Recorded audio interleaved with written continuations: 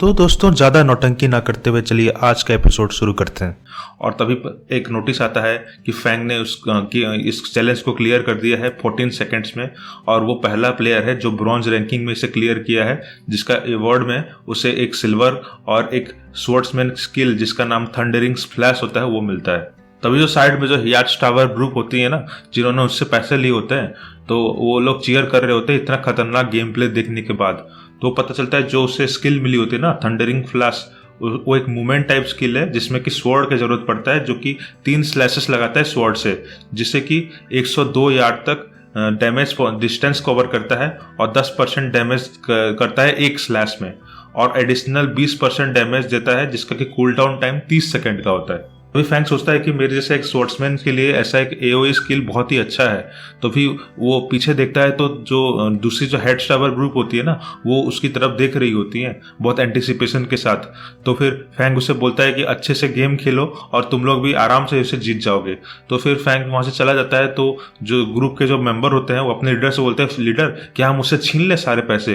तो फिर उसका लीडर उन दोनों को एक एक धम करके लगाता है, जिससे कि उनके सर पे एक आलू निकल आता है, और फिर चिल्लाता है, साले उससे वो एक हाई लेवल प्लेयर है, उसको उससे तुम छीनने की कोशिश करोगे। तभी फैंग कहता है कि अभी जब मेरे पास स्किल्स है तब मुझे अब ट्रेनिंग करनी चाहिए।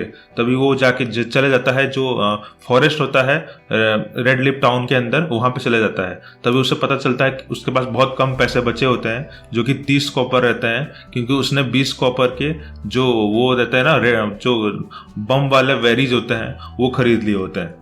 तभी वो ट्रेनिंग करने के लिए और अंदर जाता है। तो उसे दिखता है कि एक ग्रुप जो कि वेल बैलेंस होता है, तो वो एक तो उल्फ को मारने के लिए घिरे होते हैं। तभी वो देखता है कि हाँ ऐसा एक ग्रुप होना अच्छा है, पर उसमें क्या है ना कि जो एक्सपीरियंस होता है वो शेयर हो जाता है, पर इसमें लाइफ का खतरा कम हो जाता है, क्योंकि गॉड्स डोमेन में क्या है ना, जब तुम मरते हो तो फिर तुम्हारा एक लेवल ड्रॉप होता है, उसके साथ में सारे इक्विपमेंट भी चले जाते हैं जो तुम पहने हुए होते हो। तभी वो एक बियर के ग्रुप के पास पहुंचता है। तो उसे वो सोचता है कि हाँ इन लोगों को तो मैं आराम से मार सकता हूँ, पर ऐसा है कि जो बियर है वो जब मुसीबत में होते हैं तो अपने मदर को बुला लेते हैं, पर उसके मदर को मैं टेक डाउन अभी नहीं कर पाऊंगा। तो वो और आगे जाता है तो उसे एक अकेला जो ये होता है उल्फ होता है वो दिखता है। तो वो वहाँ पे एक नदी दिखता है, तो उसे पता चलता है कि यहाँ पे उस उल्फ का डेन भी होना चाहिए। तो सोचता है कि चलो अगली बार देखेंगे, अभी उसे नहीं।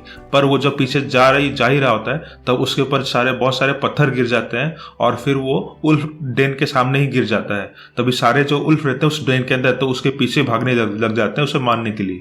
तभी सारे उल्फ उसके पीछे बहुत तेजी से भाग रहे होते हैं।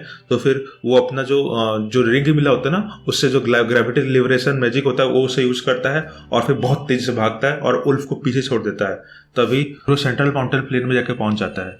उसे पहले से ही पता है कि वहां पे एक तो सिल्वर ट्रेजर है, और इस जिंदगी में वो उसे लेके रहेगा कैसे भी करके। तो ये सोचता है कि अरे जितना मुझे याद आ रहा है कि जो वो सिल्वर चेस्ट है वो अभी जो माउंटेन के ऊपर ही होना चाहिए, जहाँ पे वो जो वाटरफॉल जा रहा है। तभी वो सोचता है कि जो वाटरफॉल के ऊपर, जो माउंटेन के ऊपर जाने के लिए एक फ्लाइंग स्किल चाहिए होता है, जो कि लेवल 40 से ऊपर होना चाहिए, तभी मिलता है। तो पर मेरे पास एक एडवांटेज है कि मेरे पास ये जो ग्रेविटी बाउंड है, जिसके कारण कि मेरा बॉडी हल्का हो जाएगा और मैं बहुत आसानी से ऊपर चढ़ जाऊंगा।